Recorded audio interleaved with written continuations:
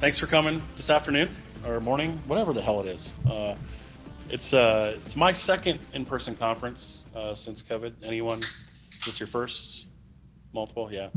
I did besides KC a few weeks back, and I will say it was a little different. Some of the content was a little old, but that's fine. It was nice to be back in front of people. So today I want to talk about comparing WAF and RASP and why we're doing it with a really big question mark. I'm curious, who here is managing WAF, RASP, or using them in their orgs that they know of? One. Okay. And what is a RASP? Raise your hands. What is a RASP? We'll get there. I promise. So let's dig in. So that's me. I'm David Linder. I'm the CISO at Contrast Security. Twitter, Golf Hacker Dave. Dad, I try to golf. Really into Iowa Hawkeyes, fishing, things like that. I've been in AppSec most of my career.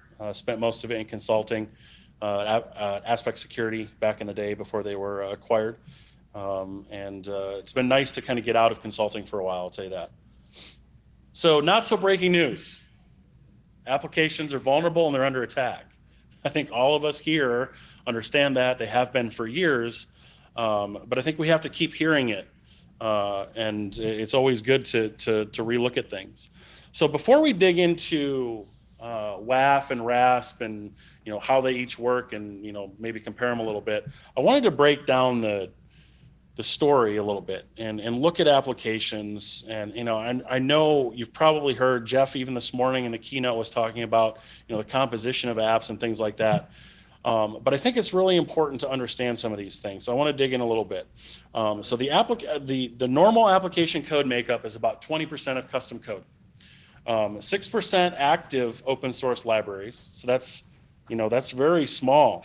49% are inactive open source libraries, and 25% are active libraries, but plenty of classes that aren't even invoked in those libraries. So it gets very complex, but forever we've been like, oh, hey, you have a CVE and you're using this library that's vulnerable. Most of the time you're probably not even using that component of that library, therefore it's not a risk to you. There's no way to exploit it and get to that path. So if you really look at it, 78% of an application is active custom code. So it kind of reverses. It's like totally there's 20% is custom code, but what's actually used is 78%, right? And 22% of that is active open source code. So we've tried forever, right? You look at this timeline and see all the different things that security and AppSec has tried along the way, the last 21 years, if you will. For the most part, there was a few things before that, but really OWASP top 10, early 2000s really kind of kicked off the whole AppSec thing, right? Way back then, there were a lot of vulnerabilities in apps, about 26 per app on average. And today in 2021, there's about 21 based on the latest data we have. That's not a very big change, and the reality is it probably isn't really a change. I mean, that's what, 20% change in 21 years? That's pretty bad. It's going to take us another 100 years or more to dwindle that down even further, right? So we're in this thing that we like to call a software security crisis. And I'll explain that here in a second. And that doesn't even take into consideration the number of lines of code that have been No. exponentially. Right, yeah. I mean, if you want to talk about lines of code and people, give me one more slide and I will definitely get there. So what we have and what we're seeing, and this goes into your comment, is everything is a software company now. Everyone is building software. Everyone has applications, and they're hiring more and more engineers, and we're writing more and more code, and we're doing it faster and faster because we got to keep up with competitors and get things out there first. And we're writing stuff 10 times faster than we ever have before. The average developer writes anywhere from 10 to 30,000 brand new lines of code a year. And there's millions and millions of them. You start adding all that up, and it's like, holy moly, how are we going to secure all this? We only have a certain amount of budget for tools. We have teeny tiny staff as compared to the number of people writing the code to help secure it. So we're in this major problem, right? We have a problem. So the BSIM every year does a study on this about the number of software security group people to developers. The recent one from last year is there's one SSG for every 159 developers. So people aren't going to solve our problem. They're just not. It's not possible to solve the problem. So why do we want to talk about WAF and RASP? Well, because it's part of the problem that can help solve some of these issues in our software and the insecurities that we're creating in them. So I want to talk about what they are, all right? So let's talk about a WAF, or Web Application Firewall. Web Application Firewall is something that kind of came to light really early in the 2000s. I think it was 2002-ish or something like that when we started building it. But at that point in time, it was kind of my first job out of college. We were starting to get really good at firewalls and blocking different TCP and UDP ports and all this stuff. But all of a sudden, we're building all these websites like telling the firewall network people, hey, open port 443 and port 80. It'll be fine, right? So now we have these big gaping holes that we added to our firewalls that we were getting really good at. And we're like, well, what do we do about that? Because we can't really see into the traffic, and there's no state viewing type layer 7 firewalls at this point. So we were like, oh, well, let's build a web application firewall, right? So mod security was kind of born to really try to tackle some of the problems of AppSec, which really lead into where RASP is, and we'll get to that at some point. And what the WAF did is it's able to inspect the traffic, kind of like a stateful type firewall would, but at that layer 7. So, like I said, what we did is we like, hey, we're good at firewalls. Let's create another firewall that is different. Mod security came along, and it's still in use today. I mean, the great thing about that is, it's really evolved.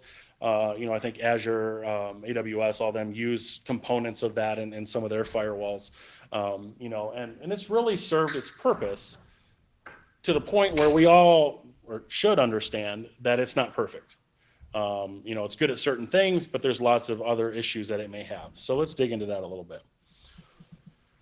So a web application firewall is at the layer 7, so it's the highest layer. It's used to stop scanning potential application layer attacks, against our web applications. Things like SQL injection, command injections, XSS. It's really good at XSS. It does some things with like DDoS, and helps prevent some of those sorts of attacks. From an alerting perspective, it creates a lot of alerts, and there's a lot of things going on, probably lots of false positives because there's no context. And then tuning is really a big problem. This CVE comes out, or this vendor releases this new bypass for their firewall, or there's this new exploit, and we have to do all this different tuning mechanisms to make sure that WAF is up to date and blocking the latest and greatest exploits and attacks. So let's dig in a little bit how a WAF might work. So what I have here is I have an input field for name, and so I put contrast or 1 = 1 --. Now, those of you that are good at SQL know that this probably would never work anyway, because it's probably a string context and there's no, closing off of the single quote. But what this does is the WAF sees this, and what does it do? It blocks it. Why does it block it? It says, oh, geez, that looks like SQL. I should block that. But what happens if that never ends in SQL, right? Maybe that's all just staying on the client side and just populating the name field in a JavaScript form. So it just blindly says, oh, that looks like it. I run some regex on it. I'm going to block it. So if we go back here and say, oh, well, maybe it was backend calling SQL, right? But the WAF doesn't know that and doesn't care. So if we say, oh, well, the backend SQL, and we're like, oh, well, that didn't work. I'm going to try something else. So I'm going to put this in there, semicolon cat Etsy password. What is the WAF going to do with that? It's going to block it. Why? Because it looks like command injection. So now it's blocking 2 different vulnerability types, 2 different exploits on the same field because it has no context. Where you may be okay with them submitting that. I mean, no one's probably called that. That's probably not their name, but there are plenty of cases where people with O'Leary or O'Shea or something like that, where it's blocking things where it shouldn't because it looks like SQL injection or it looks like something else, right? So that's how a WAF works, which is why we're continuously tuning them and refining them to not have these things happen. And then on the other end, conversely, bypass. So what I'm going to do is I have this terrible analogy. Okay. My analogy is almost as bad as Jeff's artwork this morning, just FYI. But what I'm doing here is kind of giving you an idea of how a WAF works at a high level. So this new zoo opens and they have this awesome monkey pen. It has these great monkeys and they created this fence. And this fence is smart. It's a smart fence. And it's only going to allow the people there to throw certain things to the monkeys. And so right now it's saying, oh, I only want bananas to go to the monkeys. As the zookeeper, that's all they should eat. That's what we know from Curious George and whatever else, that they're going to eat monkeys or eat bananas. And so that's cool, but the monkey's not really happy. He's like, gosh, I wish I had a little bit of different things to choose from. So now we got to tune it, right? So tuning is interesting, but determining the attack and determining, like, is this a banana or is this an apple, and is crazy, right? And if you think about this, has anyone ever worked with WAF regular expressions or WAF rules? Yeah, you don't count, but you do. So there's a lot there, and there's always tuning needed, and I'll explain why. So if you look at some of these are some regular expressions that would be typically seen in a WAF, where it's looking for certain keywords or phrases, based on the type of attack. So you have the window.open.location, typical redirect type attack. You have iframe, frame, applet, script, all those things that may be used in some sort of cross-site scripting attack. And then the one that's really interesting to me is the on events. On events are interesting because typically they're used to bypass WAFs because there's lots of them. The typical ones would be on click, on error, on mouse click, things like that you would typically see when performing some sort of cross-site scripting attack. The last time we looked, there were about 374 on events. And that changes frequently because browsers support different ones. So now you have to look at all the browsers, and now the WAF's like, oh, I got to keep updating all this. So you get all this crazy change that has to come into place all the time because of how fast these things are changing at any point in time. So now the monkeys are like, gosh, I want more things. I don't want just bananas. I want some oranges and apples. So we go in and we got to tune it. And tuning is not straightforward unless someone else is doing it for you. You use the AWS WAF or the Azure WAF or something like that that's kind of managing some of those things for you. But for those of you that are using mod security or thinking about it, you have to go in and tune it. So now I got to change it to say, oh, well, I want to allow apples and oranges too. And how do I do that? And where do I do it? And what things do I need to tweak to make sure that I'm allowing those? And it's really ugly. I mean, this is one rule in mod security. And this rule is a command injection attack through email. So you had to write this and change the severity levels and really understand what all these different things mean to make sure that you're updating it appropriately. Because what if you update it wrong and it's detecting a lot of extra things? You're going to have a lot of really upset people using your web apps because a lot of legitimate traffic is going to get blocked, right? So it's very critical. It's a critical component of the infrastructure because it can block real traffic. So I made that change, but here's the problem. At what point can that rotten apple still look like an apple? Right? And now I'm going to make the monkeys sick. It's a terrible analogy, but it made sense to me at the time. I probably had a couple whiskeys deep that day. But that's the reality. For those of you that have been in the industry a while, know that WAFs have lots of bypasses. Every day I go to Twitter, someone's posting, oh, new WAF bypass. It's because it's driven off of regular expressions and they're never going to be perfect. So common downfalls, you're looking at alert fatigue. It's something that the amount of traffic and stuff that it's looking at and blocking at any point in time is huge. Patching fatigue. Over on the right here, you can see all of the patches that a customer of ours had applied to their WAF, like in one swoop. They're like, oh, well, we need to add all these CVEs. And so they got to patch it and make sure that they're protected from all these different things because they know they're using those certain components. And then the reality is you could be stopping real traffic. Early on in the days, I would say it stopped a lot of real traffic, and they've really refined things over the years to fix some of those issues. And then let's talk about the interesting bypasses, and this is just a few. There's a lot of ways to do a lot of things when it comes to coding and trying to bypass WAFs. And command injection is one it's an interesting vulnerability category, and I'll talk about some statistics around that in a bit. But you can see there that some of those, this question marks and the $sign, looking for the environment variables, which don't exist, right? But those things bypass WAFs because what a WAF is, you're looking at that cat etc password in the very top. It's looking for cat or etc password. It's not looking for ET, some function command that ends up being nothing, so there's nothing there, it's just blank, that turns into etc password, right? And then the next one too, where it's looking for that single character replace that turns out to be bin cat etc password. That's bypassing WAFs, right? Same thing with XSS. This really gets to the on events and making sure that I've blocked all of them or gotten them, and I got to reevaluate. Every browser updated, I swear it seems like they have a different one that browser might support. And SQL injection, I think I've learned the most about as far as bypasses, but that first one is very interesting. Anyone here a SQL guru? No one?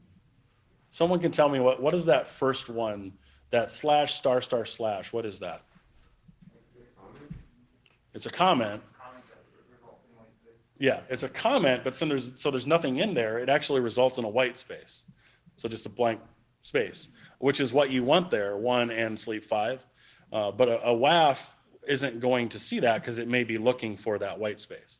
So there's just all these little tiny things, man. We did some pretty awesome things at a bug bounty and got some awesome submissions like this. We're like, wow, we never knew those things existed. Or the second one, where you're looking at entering a null byte, which a lot of times will screw up any sort of string parser and confuse it. And those are just a few, but let's talk about one that just recently happened. Anyone aware of the recent Confluence on-prem OGNL injection vulnerability? So this is a really interesting one, and I bring it up here not because of the vulnerability, but because the researchers who found it had to bypass a WAF in the organization where they were assessing to exploit it. And they did it easily. If you look at here, they changed the word eval to the Unicode equivalent of E with val, and then they had to change the single tick to the Unicode equivalent. And just doing that, they bypassed that WAF that person, it was VMware, I believe. That was where they were attacking them. And then they were able to complete this OGNL injection, which basically says, hey, if you're on Windows, run this command.exe, and if you're not, then run the Linux version of Bash. And it was a pretty big deal.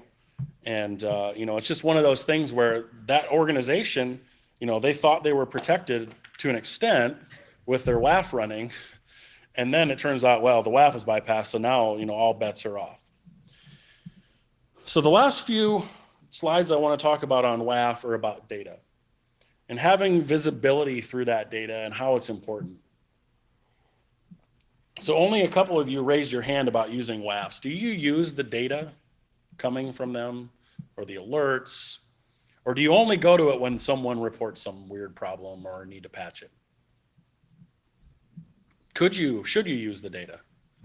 Yeah. Yeah, we're planning on being in like XOR and stuff like that in some of ours, but we haven't gotten to that point yet. We have plans for it, but currently no. Yeah, it's interesting, right? This is how I see it. For me, I look at the bigger picture, like the shift left, shift right, shift everywhere, whatever you want to shift, just shift. You look at it, and I call this data of the past because there's a lot of things here going on where you got some bug tracker data from your SAST, you got DAS, you've got probably external vendors and stuff, and then you got your WAF, but there's no correlation between the WAF data and what you've got in your bug tracker, right? And no way to tell, like, hey, I've got a SQL injection that I've detected. Do I know for sure I'm blocking it? And if I block a SQL injection, there's no way to tie that back because there's no context. But to me, there's still data that I think is valuable, because if all you're seeing is SQL injection attacks, well, let's prioritize SQL injection issues over the others because that's what we're seeing all of the time, or command injection or whatever it is.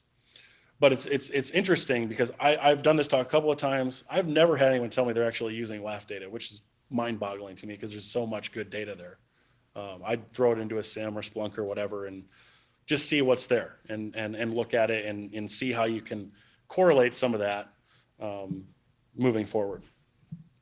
So that's WAF. So RASP. RASP, I would say, is still very infant. Runtime application self-protection. It's something that been around 5-6 years-ish. There's been some people in the market, and I'll talk about some of the vendors and stuff here in a bit, but it hasn't quite taken off 100% yet. But I want to talk about it because it's different than a WAF, and I'll go into that here. So there are some similarities, right? It's a layer 7 technology. It's used to stop real attacks, but from within the application. So it's not an external network component. It's not outside of the app. It's living in the actual application. The alert rate is extremely low false positive rate, because it knows exactly what's happening, and I'll talk about that in a sec. And it does not require as much tuning, resulting in many, many less experts being needed. And really the key parts are vision. It can see into the application because it's in the actual VM. It's running with the application.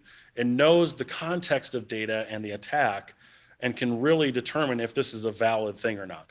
So, I'll talk about, comparing what the WAF did in a minute to this. It can monitor security, the performance, knows exactly when an attack is going to succeed or not. And it can be enabled anywhere. Anywhere that your apps are running, you can enable this. And it does this by instrumentation. I'm sure you've heard this a few times this week. We instrument everything. Every time I think about instrumentation, I think about a cockpit. I mean, the amount of instruments that they have in a cockpit, especially in the newer ones that are measuring everything for those pilots to understand what's going on with the jet, what's going on outside, what's going on 20 miles ahead, is crazy, right? But it's needed. It's needed not only for our comfort level to understand that they're monitoring and measuring these things, but for theirs to know if they have to make a change or divert somewhere else.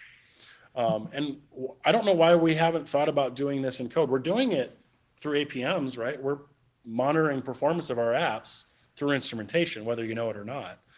So we should be doing it with security in mind too, because you're in the app, you're watching the data, you're watching it flow, and you know where things are vulnerable and when they'd be vulnerable.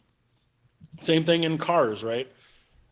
This would be a bad one to get, by the way. 0 would be terrible. I've seen 15, but cars are becoming more and more instrumented with different monitors and detections and things like that, because it's helpful to us to understand what's going on. It's not the pull up to the street light, someone's going like this to roll your window down, and then they point at your tire, right? Like, I remember that from back in my 16-year-old days. But we don't have to do that anymore because the car tells us that when our tires are low. And I want my app to tell me that too. I want my app to tell me when things are bad. So let's look at the same sort of attack scenario.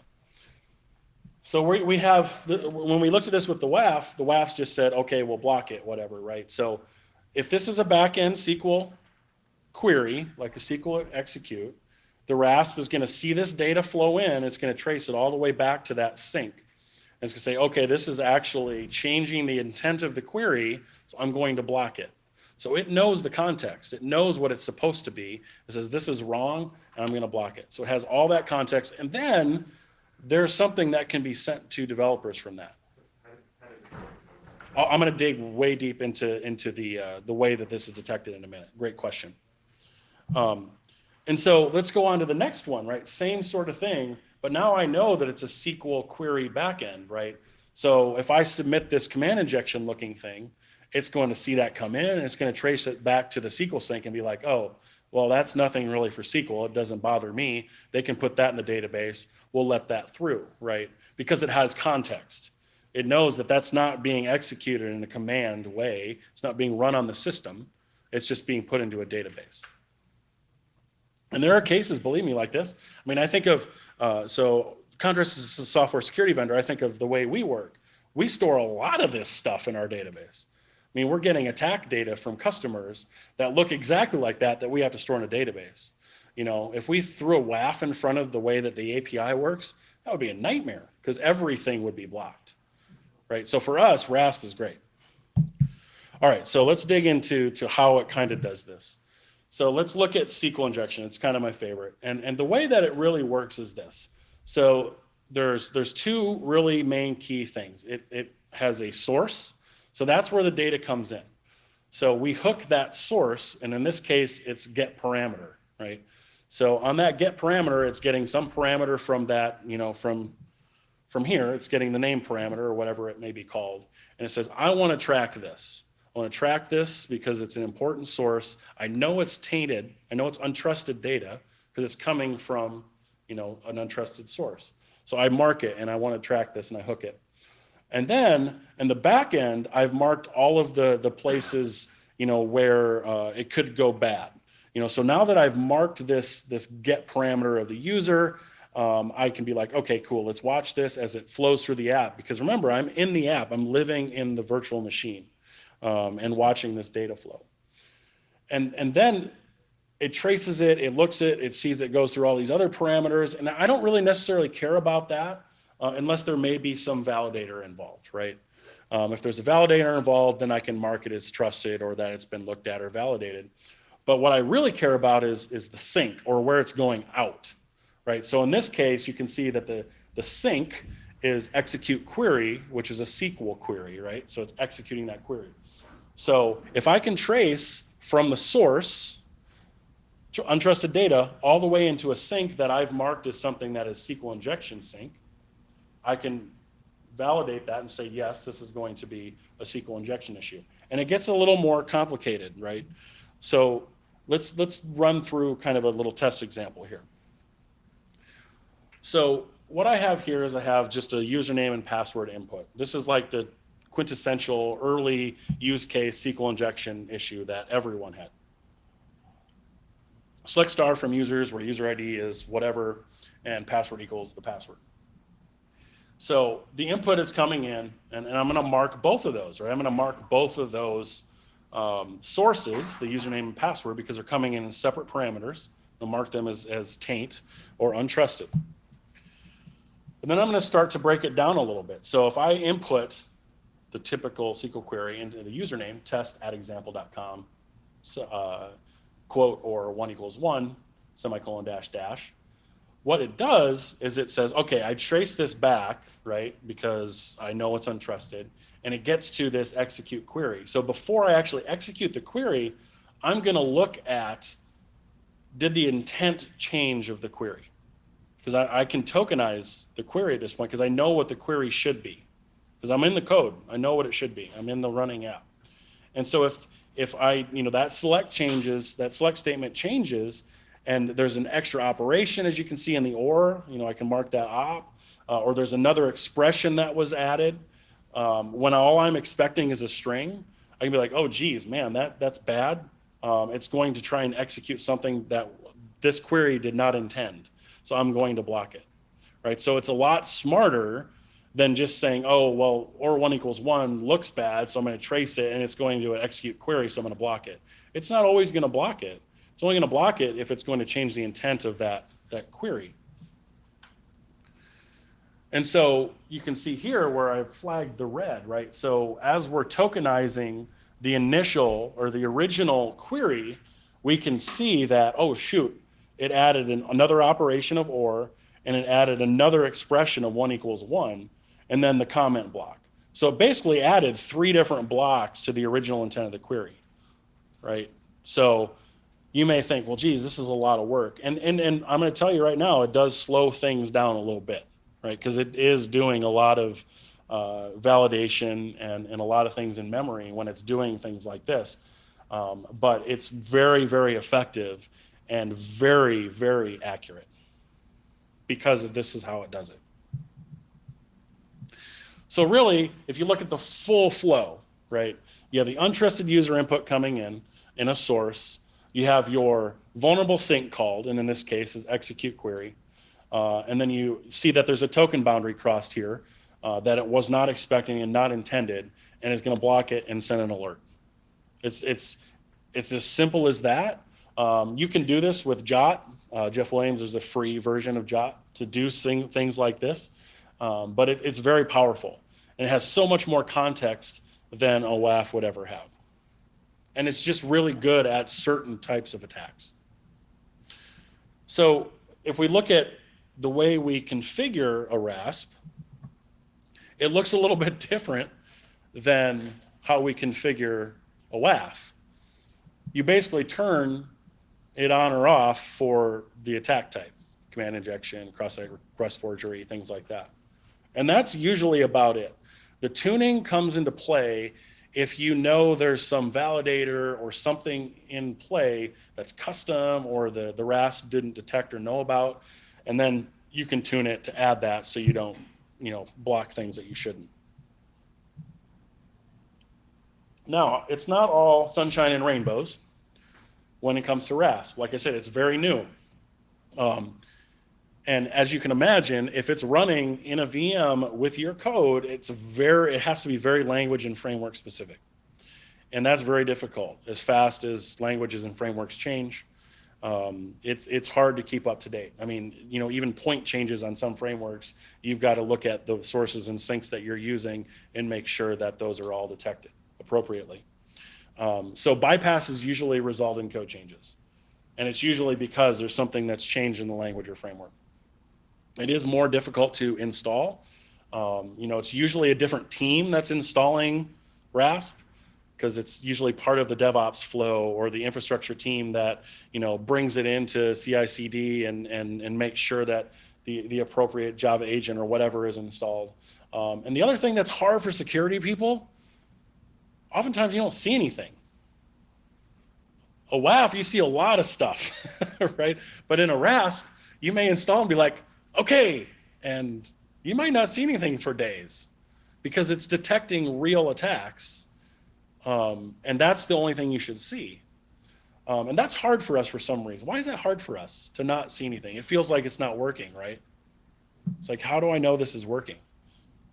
But the reality is that's how the technology works. So let's go back to Confluence.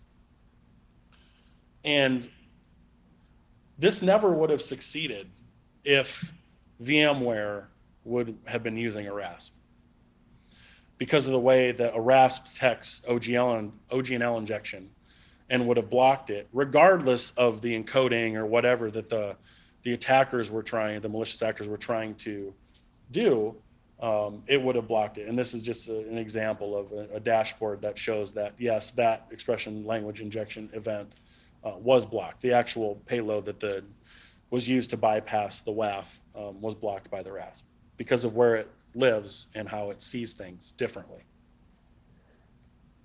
And really, expression language is one of those areas where WAF is not very good at. There's too many of them when it comes to Java specifically, and a RASP is very good at that. And the reality is, and someone I think earlier asked, like, what is RASP? Well, it's already standard. It's in NIST 853. It's in PCI. So it's coming. I think if some of the issues can be fixed with performance and things like that, and they will, we'll definitely see it more mainstream. Can you talk about the memory and the processor? Yeah. I have a whole section about comparing the goods and the bads for each. So I'll definitely dig into that. But I wanted to talk about data because I think data through visibility is important. It's my favorite Dilbert slide. But it looks different. This is kind of data of the future, if you will, where we're instrumenting all of our code and we have a single place for all of the data to go. I still think a WAF exists, but now we have data all the way into production that can be tied back to specific vulnerabilities. right? Because we see them, we see the data, the untrusted data flow into the vulnerable sinks. All right, so comparing them, who here, this is hard because only a couple of you use it. Have you compared WAF and RASP in your organizations? I like the no because that's the correct answer. But the reality is for some reason, and it's changing, for some reason, budgets are for one or the other. So they compare them, thinking they're the same thing, but they're different. And hopefully you see that already, and I'll dig into those a little bit further. But so what we did is we're like, all right, well, let's look at some payload testing, because that's what people are doing. They're throwing a bunch of payloads at WAF and a RASP and expecting results that make sense to them. And they're trying to compare those results. So, you know, we had someone come to us and said, here, we did this. We looked at a WAF, we looked at a RASP, and these were our results. What does this tell anyone here?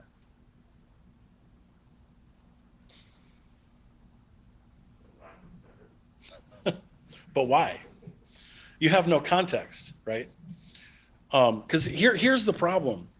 The results really are all over the place. I mean, I don't know what app they use. I don't know what language they're using. I don't even know if the attacks that they were sending were on vulnerable components of the app that they were using, which make a big deal for a RASP, right? So I can look at this and be like, oh, let's see, the RASP blocked more XSS. That's good, but is it? I mean, maybe. I don't know. I don't have the context. Yeah, which one's the false positive? Yeah. So the testing methods are inconsistent, and to me, the results don't really mean a whole lot. So we dug in a little bit because a lot of folks are like, oh, we need a bunch of payload lists. We want to test all these things. We're like, well, there's lots on the web. You know, GitHub has tons. So we pulled them all in, and we're like, let's just look at these payload lists. I'm going to tell you right now, they're terrible. They're bad. XSS, 20% of the payloads in the payload list were not valid or duplicates. SQL injection, about 27% not valid. When I say not valid, they'd never resulted in an actual exploit, ever. Command injection, 48% were not valid. And patch reversal with 82% weren't actually valid. So they're not only testing them and hoping for the same results out of them, they're testing them with bad data. So they're getting these results that are all over the place, and it really hasn't done much other than confuse them of which one they should buy, when I believe they should buy both. I think you need both. I'm in security. We need pieces of the onion, and we need different layers of control. And I want to talk about that, because that's really what the talk is about. So I wasted the first 37 minutes talking about all the other stuff. This is the important stuff I want you to listen to. I want us to use both WAF and RASP. And little tidbits of what I've already talked about is why. So there are a lot of different vulnerability types that are being targeted by attacks. You know, we see around 10,000 plus attacks per application each month. That's a lot. But 99.8% of those attacks target vulnerabilities that aren't even in the application. So those are things that a WAF would probably block in some cases, and maybe not, but have no context. And, you know, 7-time increase over, you know, this period, this was May to June of this year, targeted command injection. But the reality is command injection really isn't a problem in most applications these days. No one is writing code that is dealing directly with system commands. You know, and 4 times the increase in applications being targeted by broken access control. So you can see there's all these different attack types. And the WAF is good at some of them. The WAF is great at cross-site scripting. I'm going to tell you it's probably better at cross-site scripting, because there are definitely signatures that can be in regular expressions and stuff for XSS that are just better and faster. But it's terrible at expression language injection. I would say it's not very good at things like deserialization attacks. You know, you can't really regex your way into figuring out if this is a untrusted deserialization attack, right? So we have all these attack types, we have some technologies, and then we have other data we can look at about like likelihoods. Like this is data telling us, okay, well, the likelihood of your app to have a SQL injection vulnerability is about 6%. But the likelihood of that app to be attacked with SQL injection is about 65%. And you start looking at this, I'm like, oh geez, man, this is some crazy data. Look at command injection. That's the one that always draws my attention. 0.3% of apps have the likelihood of having a command injection issue, command injection vulnerability, 0.3%. But 51% likelihood of being attacked by command injection because the payout is so large. So I would take this and be like, all right, well, what is best at some of these? Cross-site scripting, I would 100% throw a WAF at it. Expression language injection, even SQL injection is probably better with a RASP. And then you can kind of mix and choose and play with the different things that each one of those technologies looks at. And so I always bring up Equifax because it's an interesting one to me, but it's not uncommon. And it's about how fast can we respond. So on March 7th of that year, a CVE was released and disclosed that Apache had fixed a version of Struts. And then a couple of months later, Equifax was breached. So in that time period, what could they have done better? Well, they could have either A, tried to install a WAF and updated it that may or may not have detected this specific attack, or if they would have had a RASP running, they would never have been breached in the first place, right? And the reality is I like using them both because the WAF has known bypasses and the RASP is hopefully going to detect those when they're bypassed. But in this case alone, they obviously could not update very quickly. It took them until, basically September to update, right? After they learned of the breach in July, which is a huge gap where they could have solved this problem if they were using a technology with WAF and RASP. And there's other ones here, right? There's WAF bypasses that could help with the confluence issue. I don't know if anyone saw the recent one about the scientific notation bug. There's no way that a WAF would have detected that. No way. In MySQL left AWS WAF clients vulnerable, which would have been detected and blocked by a RASP because it sees the tokenization and the context changing. This is why I think we need to do both. I bring up this. How many of you would want to choose a seatbelt or an airbag? We use them both. Why? It's more better, right? You have one for that comfort of the right now, even though it's annoying sometimes if you brake hard and it gets locked, And then you have the one for the oh shit moment when you actually hit something and it supposedly helps protect you, even though it may break your nose, it's going to protect you. So it's the prevention and the protection all built into one package, but it's two different technologies. Whereas before, we didn't really have both. Heck, we didn't have seatbelts back in the day. You tell me. To me, RASP is the airbag because it only goes off when there's a serious problem, right? And the WAF locks up randomly. But it has its purpose, right? It has its purpose. One of them may fail. And thankfully you have both of them. So here's that slide where I kind of contrast and compare the two because I do think that they work very well together based on their strengths and weaknesses of each of them. Your WAF, you have alert fatigue issues, false positive, false negatives, patching and tuning gets to be a lot. There's no actionable results. There's really nothing you can do other than validate that, yes, traffic was blocked and I need to change something. And it has no context data when it comes to that. RASP has really good strengths that compare to those weaknesses. It's very accurate and to the point where there's often no results. Very little tuning required and there's gap coverage while WAF is patched. Actionable results showing the exact code path that's vulnerable. So now I can action it. And then it has very, very good context and application aware data. And so if we look at the RASP weaknesses, it does have performance impacts. I've seen anywhere from 0 to 10%. It just depends on that application, how much memory it's allocated, how old it is. I mean, there's just so many factors because it's very framework and language specific.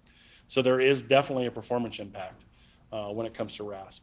It's very language and framework specific, which means if you've pulled down struts or spring and totally pulled it apart and wrote your own, RASP isn't probably going to be the answer for you, unfortunately. It's not environment aware, right? So it's in the app. So anything that happens before that, it knows nothing about, which sometimes can create problems. Bypass fixes typically do require an application restart, which sometimes people don't like as well, because you got to pull in the new agent, get that loaded, get things re-instrumented. But the WAF, on the other hand, has some strengths to counteract some of that. Performance is not an issue. So if you get the WAF looking at the things that it can do better, DDoS protection, XSS, maybe some CVE patches that are like immediate. It's language agnostic. It doesn't matter what language that your backend is using, right? It's more environment aware because it's at that layer. It's outside of the application. And patches are applied to the perimeter, and there's no app restart. So I do think that they work very well together. They complement each other. I think we should be using them both in cases where we can. Just understanding how difficult it is for us to secure an application environment. I love these in line in a production environment to help protect from the application weaknesses that we know exist. We know we're developing and deploying code to prod that have vulnerabilities. We know it. If I just had a WAF there, I wouldn't be comfortable enough to put that in prod. But having both would help. So there's a lot of vendors in this space. I love AppSec Map, by the way. I'm a CISO. I look at it all the time. I'm always looking at different products and different things. It's got all the different types of AppSec tools you can think of. Here are just a few of the WAF and RASP vendors that are available out there today. I definitely would take a look at them. If you're not using either of them, I highly suggest finding one to use first and getting your feet wet. But that's it. That's my talk. Questions, comments? Yeah. So would it be true then, a WAF, you could put it in front of multiple applications, whereas the RASP would be one-to-one? Not quite. So think about it this way. So for those of you that have like an IaaS Microsoft environment, you may have a server that's running 50 applications. You can install one RASP agent on that IaaS server, and it protects all the applications in that VM, if you will. But with a WAF, you may be able to put that in front of your entire environment, way outside, if it will work for you that way and protect everything. But whatever's in that VM, so a lot of Java customers have lots of apps in a single VM. It will protect all of them, the RASP would. Yeah. Only if you have the instrumentation in the code. No, you don't have to change your code at all. That's the great thing about RASP. So I always use Java because that's the one I know the best, but there's a Java agent. So it's a JVM parameter. You just link it to the RASP agent and it automatically loads it when it loads the JVM, and your code is automatically instrumented. So you're not making any application changes. Yeah. What other language bindings? You mentioned Java quite a few times. Yeah. Like C# or Yeah. So, I only know we have some RASP vendor, but Java, .NET Core, Go, Ruby, Python, and Node. But there's more coming. And then to follow up, like if you're using something like a containerized environment, you have like a service router that sits behind like a load balancer or a WAF. Is that where you would integrate the RASP? Well, the RASP has to be running where your application is. So like if you're using Kubernetes, inside of the pod or whatever, it's part of the VM, wherever your application is running. Like where's that running? We see it used a lot in microservices too, where it's instrumenting the microservice itself. But it has to be running where the actual app is running, wherever that may be. So where you're running the Java virtual machine, right? I'm sorry, I can't hear you. Can you? Is there an AWS appliance for the RASP? Like, can you just get it off Amazon or? No, there's not, because you have to actually, that's why it's a little harder to install. You have to install it with every single application, right? Or I don't want to say every application, every virtual machine.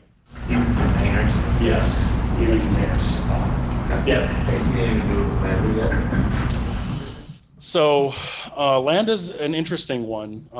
I haven't. We're looking at like creating a layer that would do all of that and instrument in that layer. And I think that's probably the right approach for that. But I don't think anyone's doing that today. Great question. Anyone else? Awesome. Thank you.